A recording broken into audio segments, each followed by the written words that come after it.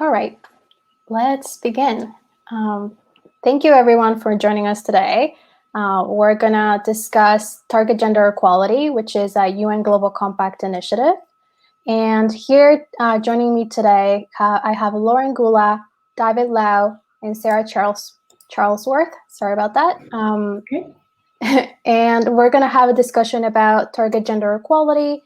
And before we delve deep into the conversation, I would like to introduce our speakers today.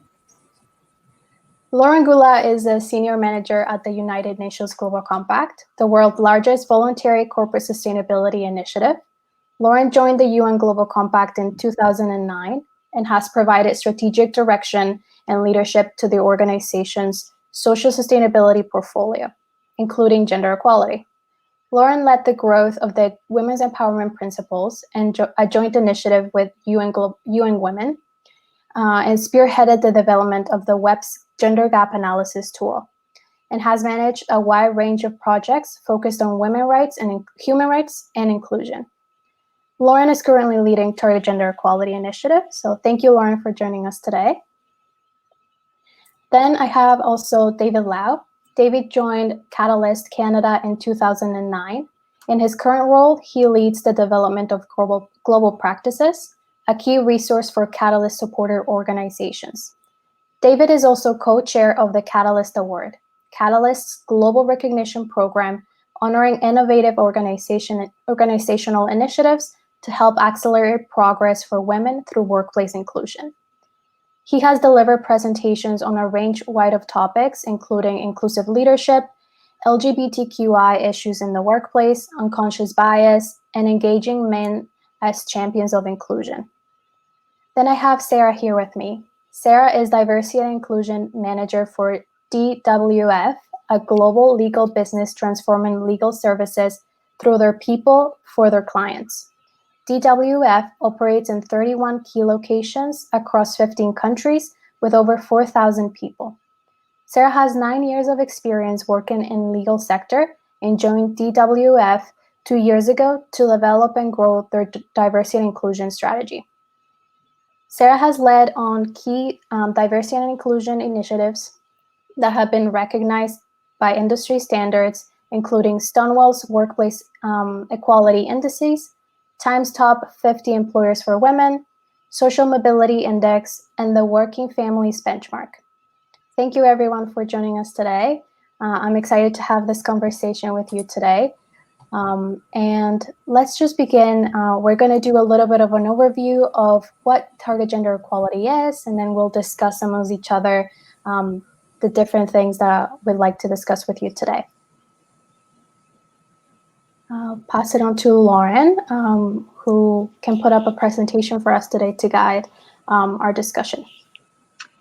Okay, bear with me for just 1 minute while I get this up.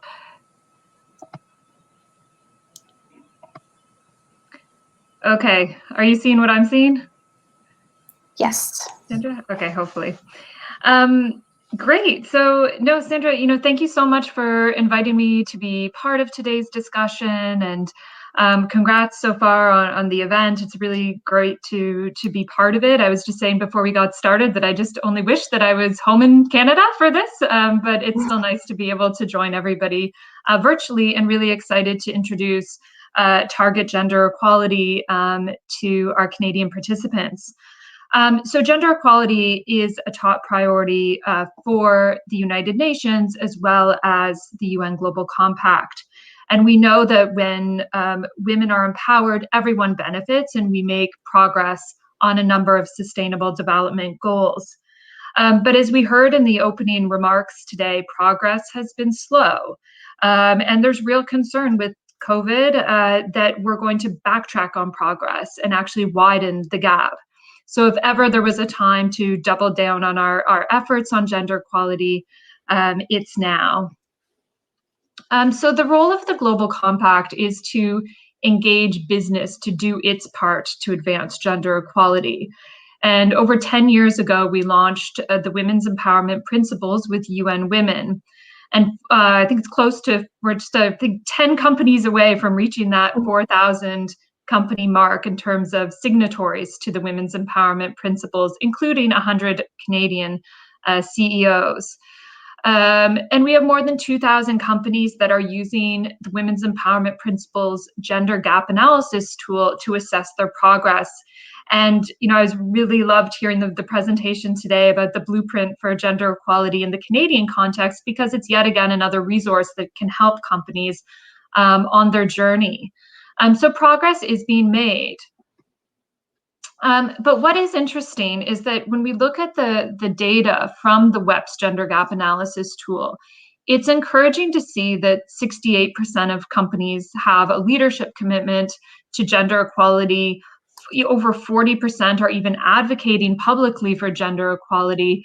But there is this glaring gap when it comes to having time-bound measurable goals and targets, and less than 30% of companies currently have set targets for gender equality. And it follows that only a quarter of companies are reporting publicly on progress and outcomes. So that's really the purpose behind Target Gender Equality, is to close the gap between corporate commitment and corporate action on gender equality. Specifically, the program looks to support companies in setting ambitious targets for women's representation and leadership in business. And the program is rolled out in collaboration with Global Compact local networks, because we know that context is so important in both, dissecting the challenges and identifying the best approaches to accelerate progress. So companies that participate in this program both, make progress towards implementation of the Women's Empowerment Principles, and they also directly contribute to the achievement of SDG Target 5.5, which specifically calls for women's full participation and equal opportunities for leadership, including in economic life. So our goal is basically to make pictures like this one be something of the past. But, we definitely have a long way to go. I think we also heard in the opening today that the business case for gender equality is very strong. We know that gender diversity boosts innovation, increases productivity, expands the talent pool, and and that can also increase financial performance, as well as environmental, social, and governance performance. We have heaps of data and studies that show us exactly that, and yet women are still completely underrepresented across the board in every country. And these stats from Canada show that Canada is no exception to that rule. I have to admit, I was a little bit shocked when I saw just how far behind we are from achieving equality in Canada. But it's a good reminder, and all the more reason that this work is important to take forward. So a little bit about the program itself. There's 4 kind of buckets of activities. The first is performance analysis, which is tailored facilitation of the Women's Empowerment Principles gender gap analysis tool. And the objective here is really to help companies understand their baseline performance and understand where gaps currently exist.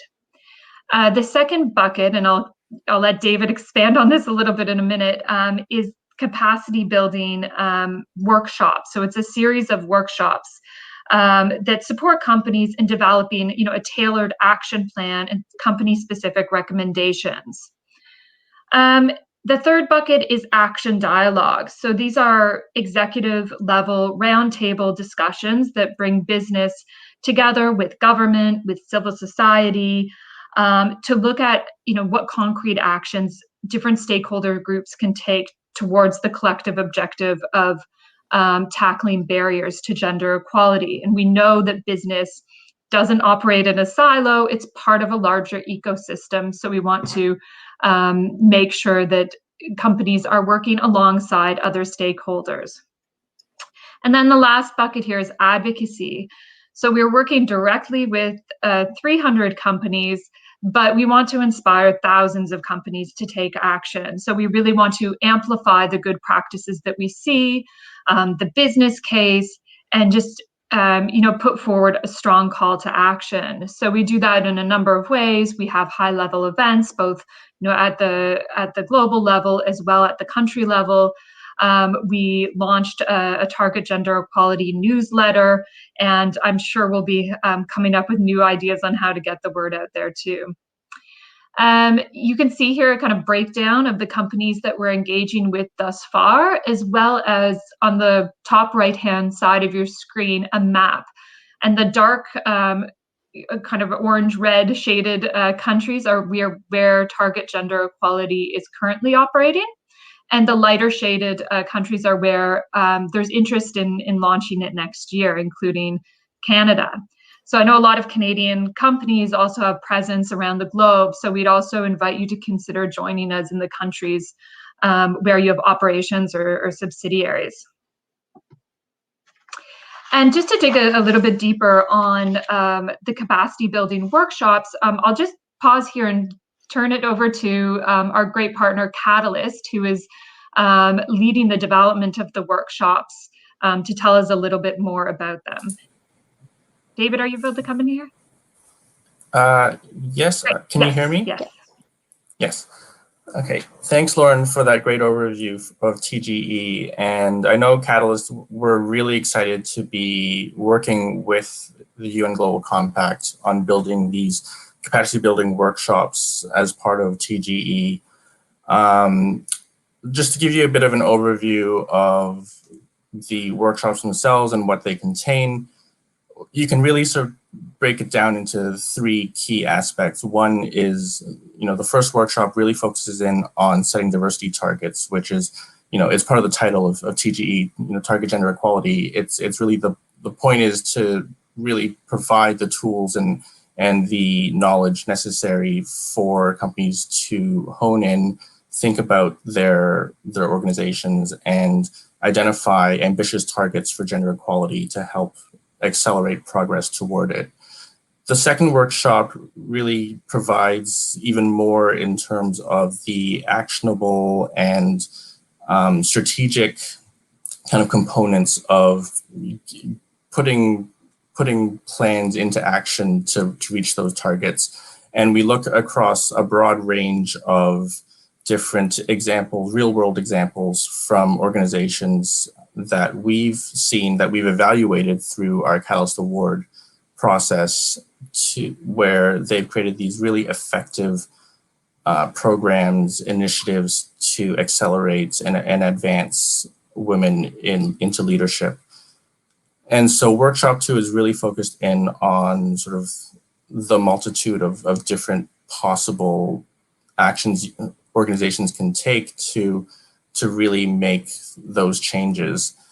And within that as well, there is a section on the future of work. And, just as organizations have to adapt to changing forces in the market, so do their diversity, equity, and inclusion strategies. And so we make sure that we're highlighting these trends. I mean, the way organizations have had to adapt to COVID-19 is just a prime example of what we mean by all these disruptive events that really sort of change business strategies. Those, also affect how we have to approach diversity, equity, and inclusion as well. So we look at those strategies as well as part of workshop 2. And then workshop 3 really is about ensuring that you're measuring and tracking progress towards the targets that you set after workshop 1, because it's about making sure that you're on track. It's about knowing how to interpret data and metrics that you're collecting while putting your plans into action to make sure that you can diagnose problems when you see them, you can identify areas where there are challenges, and implement interventions to keep you moving towards those targets. And then we also look really closely at communicating progress and why that's so important whether it's to internal stakeholders or to external stakeholders. It's about, having that accountability, having that added extra level of accountability to make sure that progress keeps moving forward. And then rolled into all of these workshops as well, there's a fourth piece, which is the action planning guide, which allows participants to take what they've learned, and through kind of a guided, almost workbook, participants are able to take what they've learned and apply it to their own organization. I think, we're really excited that these are rolling out, and we're really excited to hear some of the feedback that's been coming in from companies who have started doing these workshops already. So I'll pass it back to Lauren. Thanks so much, David. No, absolutely. I mean, the feedback that we have received thus far is that the really concrete examples that Catalyst has helped us integrate into these workshops have been very valuable. And of course, we'll hear from Sarah too, who's actually participating in the program and can provide further insights. I just have a couple more slides before I wrap up, but this one, I just wanted to mention also that we launched a Target Gender Equality Global Coalition.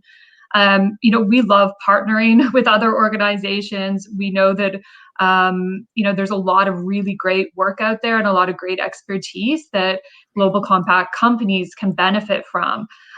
So we put together this global coalition to further identify opportunities for learning, to bring new resources to the attention of companies, to help, amplify the message for women's leadership, and do what we can to, strengthen the impact of our work and also the work of others that are part of this agenda. So these are just some of the organizations that we're joining forces with, and that we'd hope to also connect you and your and the companies that are part of the network too, as opportunities arise. And those are just our social media cards. So please do follow and follow the newsletter we just launched, and more information is available on the Global Compact's website. And of course, I know the team at the Network Canada will be in touch around launch and details in Canada. So I'll stop there. I'll stop sharing my screen. Awesome. If I can figure out how to do that. It worked perfectly. Thank you so much, Lauren, and thank you, David, as well, for sharing a little bit more about the workshops. And I just wanted to bring back to the conversation, and I wanted to mention that Global Compact Network Canada will be launching the program next year, so that's why we're having this conversation. And in order to learn a little bit more about the experience of other organizations that are already going through their program, we invited Sarah, who is working on this on Target Gender Equality at the UK level with the local network over there. So Sarah, do you mind talking a little bit more about why your organization joined TGE? Yeah, I will. Thank you so much. And thank you very much for having me today. It's lovely to be here. When we're usually in offices, I'm based in our London office in the UK, but this is one of the positives of the pandemic that I'm able to join you here. So a little bit about why we joined Target Gender Equality. We know that women are entering into the legal profession more than ever before, but for some time, we have not seen a change in the leadership within legal businesses. And this is not a unique situation to our business. It's across the sector, and it's across most companies and most industries as well. And I think we want gender equality to be at the forefront of the way we do business. And ultimately, it's critical to our success as well. And I think that's widely understood within our own business and many businesses. And I think that's really important as well to our clients, and that's one of our big drivers too.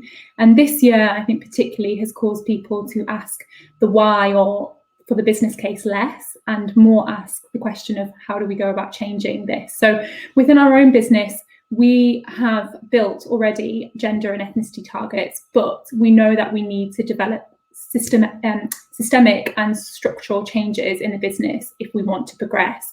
So we're doing this in a number of ways, and Target Gender Equality is one of the ways that's helping us do that.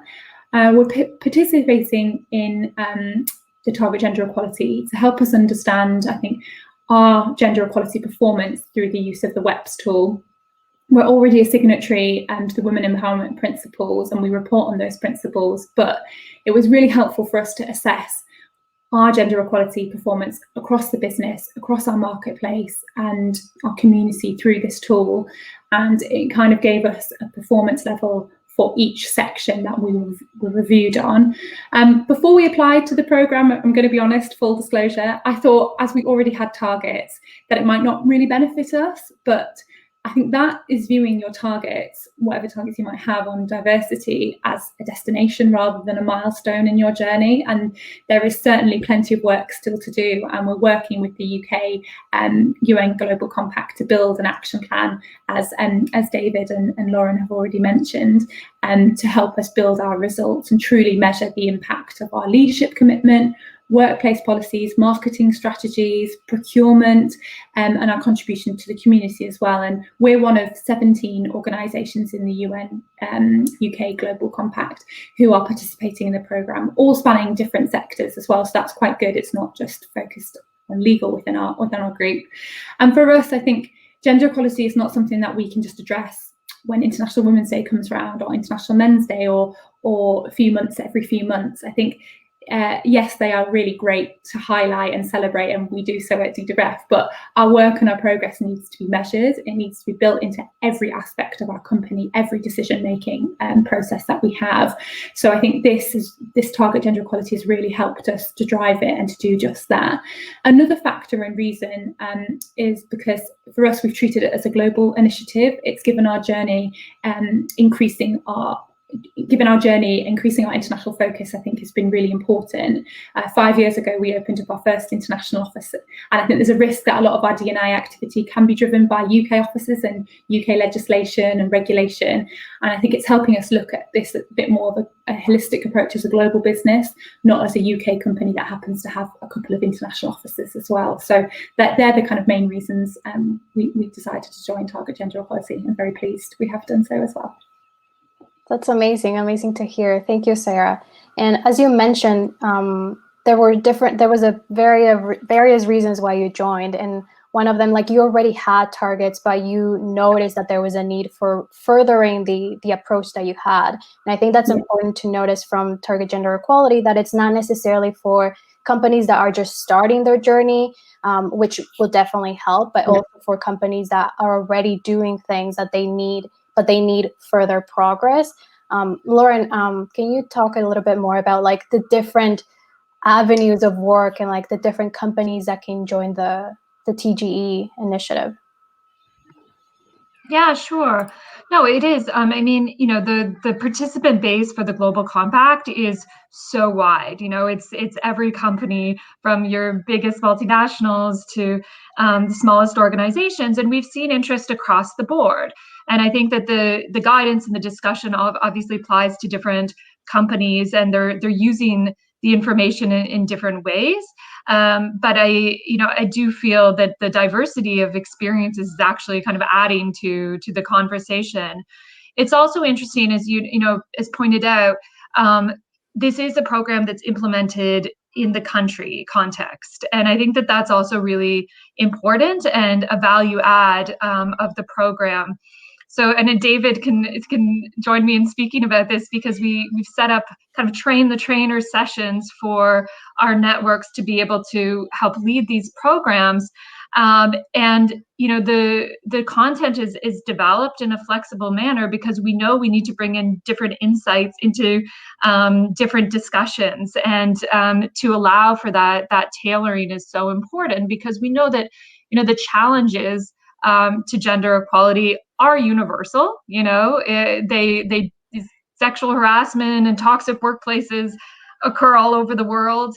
Unconscious bias is a challenge for everyone, but how you actually address those challenges does need to be tailored. And I mean, you think about, I'm hearing my 2-year-old scream, so I'm thinking of parental leave right now, and that's a challenge that in one country, there may be legislation that allows for a certain amount of leave. Another country like the US there's very limited.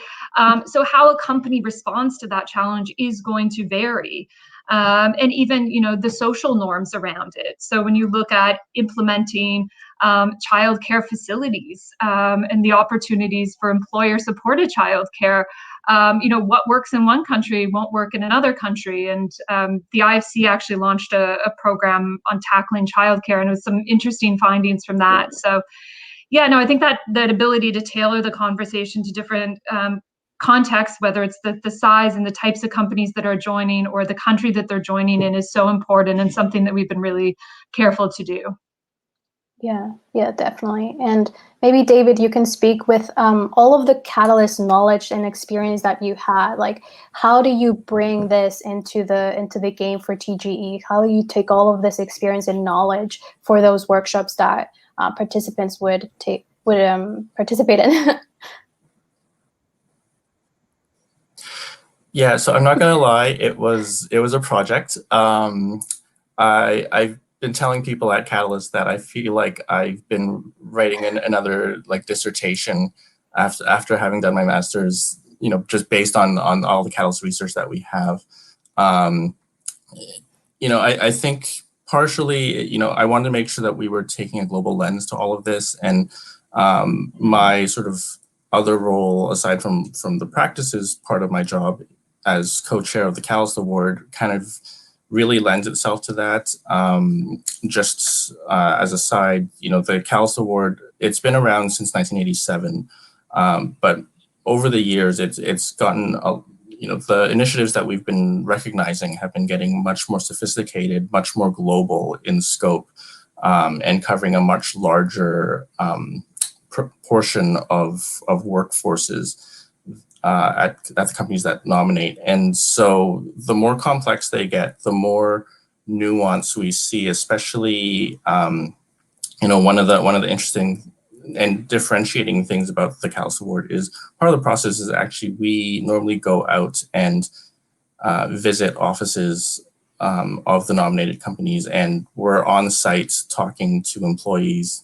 I mean, this year we had to do it virtually, but one of the great things about that is because we get to talk to people across the globe and, really kind of get a sense of how they're experiencing the initiative and how they are experiencing inclusion in the workplace or not, we're also getting a really sort of nuanced view of what inclusion actually looks like around the globe as well. And so, as Lauren mentioned, a lot of the topics that people want to talk about, that people want to address, that people want to approach in their diversity, equity, inclusion strategies are the same, but how that approach happens has to be tailored to the location, even within the same company. So, you can have a prime example is one of our winners from last year at Unilever. They had a global initiative. Yes, it was driven out of their UK head office, but it was so locally specific to make sure that it was addressing the key issues that were relevant in that specific locale. And so that was part of, that was one of the reasons that, we thought it was such a great initiative, because it was so effective in that way. And so we want to make sure when we were building these workshops that we were putting in place a really strong, robust framework for the content, but also providing the flexibility that will allow each of the local networks to bring in examples, bring in local knowledge to be able to make it really resonate with audiences. And I'm hoping, Sarah, that was the case with you in the UK as well. Yeah, definitely. Thank you, David. And I think we've received a couple questions, and I'm going to ask one and try to address that one because it's related to the blueprint, which we just recently launched. So the question is, how can companies leverage both target gender equality with using the blueprint for companies? How do they work together? And I'll answer this, and then we can touch a little bit about target gender equality itself. So the blueprint was built with the WEPs as a foundation. So the women empowerment principles inspired all the work that we were doing. We wanted to tailor the blueprint to the Canadian context. So we used all of the learnings from the WEPs, plus adding the research that we did here in Canada, to create the blueprint. And in addition, as David mentioned, the examples are really important. So the blueprint provides those examples that are Canadian, that Canadian companies can use as inspiration, while the foundation was the WEPs. So, and I think Lauren mentioned that in other local networks in other countries that are having target gender equality initiative, they are also utilizing existing guidelines or existing frameworks that they have for gender equality to add them to the program. Is that correct, Lauren? Yeah, absolutely. And, the program itself includes a lot of great examples from Catalyst, and we have also added examples as we tailor the program for different contexts from, companies that are part of the TGE program. So, and there's also, I think there was another question coming in about the opportunity for companies to share. And that was another thing that we tried to build in as much as possible was, different breakout rooms and pause points for companies to jump in with their own stories and experiences. And that peer-to-peer learning is so valuable. So absolutely. Definitely. And in terms of that collaboration and sharing best practices, maybe Sarah, you can mention a little bit about how in the UK you're working with this, not only in the formal program, but like informally amongst the participants. Yeah, definitely. So far we've completed the WEPs tool and looking at our analysis, and there are 2 areas that we will be focusing on. And we've so far had 1 workshop with the UK and UN Global Compact and the participating companies, which have been really good. And as you said, now we're all online, we're able to all meet on Zoom and also have the smaller discussion rooms and breakout rooms. The time always goes so fast. So just as a warning, we never seem to have enough time when we're in the breakout rooms to have a discussion, but it's really nice to break away from that main forum. And I think that way we're able to kind of share best practice, find out what other people's challenges are and strengths are. And we're also getting a lot of research from the UN Global Compact as well, who are kind of guiding the discussions, as you've mentioned. And I think I think there's definitely a 100% willingness to share. I think everyone acknowledges that they're in a safe space, and that particularly the breakout rooms have encouraged this. And I think, how we view it is that no one has this cracked, but the more that we're open with one another and we try and tackle these issues together and share what our strengths are and our lessons learned, this is the only way we're really going to move forward. And a lot of companies are in the same position as us, so they've set targets already, and some companies are just starting out on their journey, and we're able to kind of really open up and share what the challenges are and opportunities are.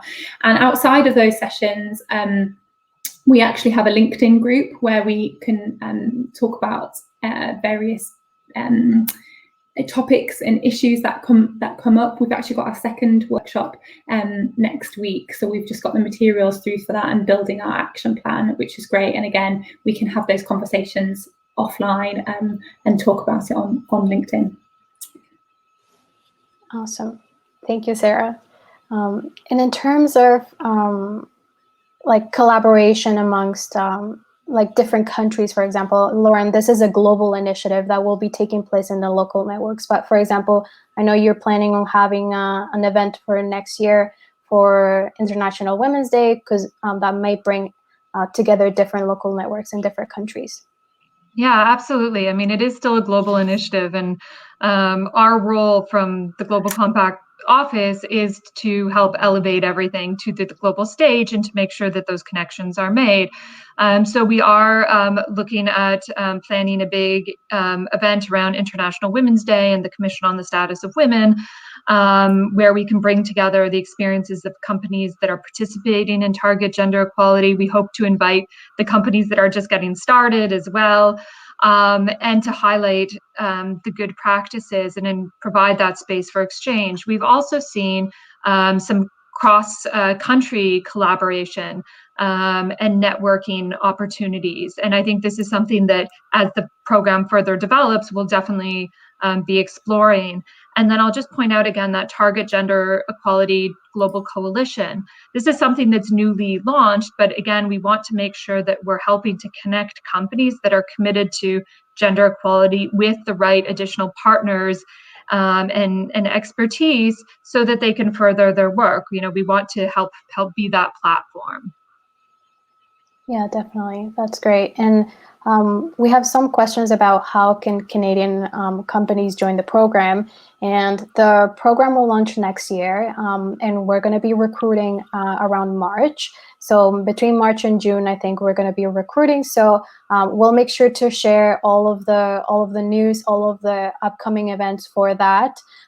So if you want to join Target Gender Equality as part of the local network here in Canada, please don't hesitate to reach out to me directly. We'll make sure to keep you in the loop of everything that's going on.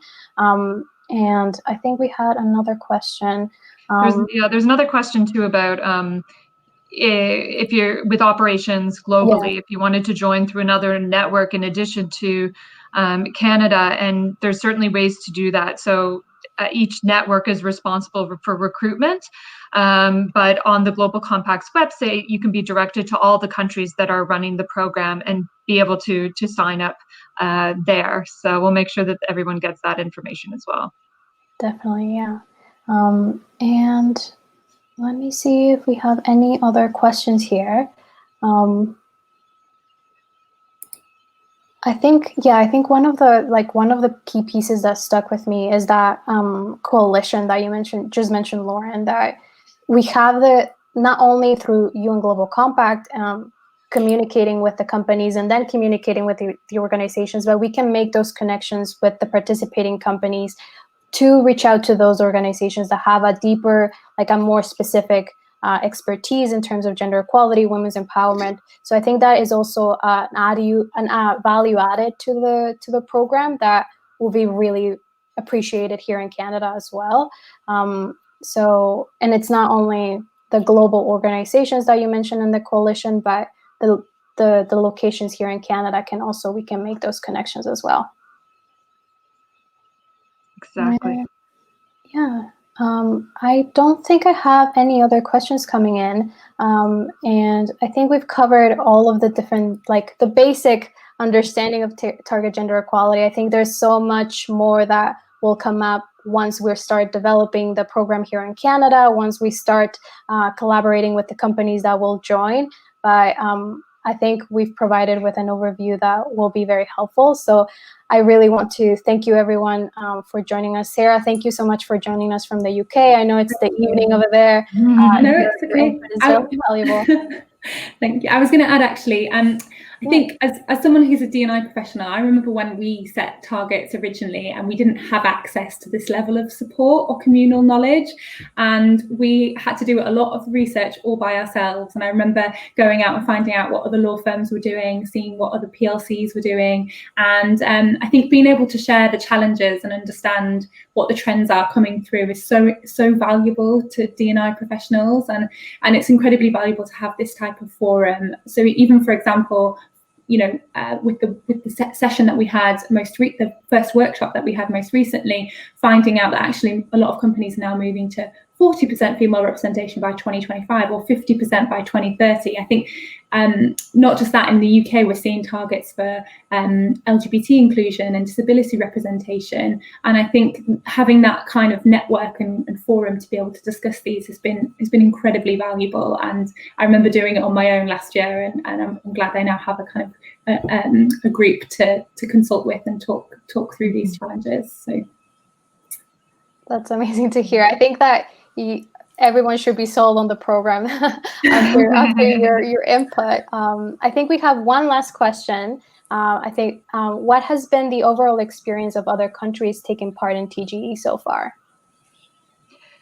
Sure. So, I mean, the program is still in its first year, so I think we'll have a lot more to say in a few months. But what I can say is that every country that's currently signed up has signed up to run it again next year. So I think that that's a really good sign. And maybe I can end by just a big shout out and thanks to David and Catalyst for all the knowledge and support and the data and the strategies that they've brought to this program. It's, I think, proven to be really, really valuable across the globe, and that's huge. So thank you.